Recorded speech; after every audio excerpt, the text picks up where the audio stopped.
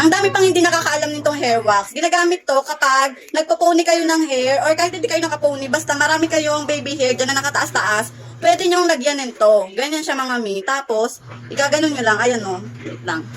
Gaganyan natin. Ayan. Kung makikita, di ba? Wala na yung mga baby hair na nakatayo kanina. Nagbabagsakan sila. Tapos eto, itatry natin to. Lalagyan ko. Wait lang, hindi ko kasi makita yun. Ayan. Ayan o, di ba? Nagbabagsakan siya. Tapos kung may mga ganyan, nakakalat na hair, pwede nyong lagyan. Wait lang. Nakikita nyo ba? Yung salamin ko kasi nandito eh. Ayan o, di ba? Wala na siyang nakataas-taas.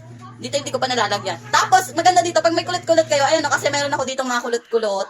Yan, pwede nyong lagyan. Lagay natin. O, wala na yung kulot na nakalagay kanina. Ayan, tumatagal to sa buhok natin. Super effective niya pagdating sa pagpapaano ng buhok natin. Wala na yung mga tayo-tayo na maliliit. So kung kulot kayo, tapos ayaw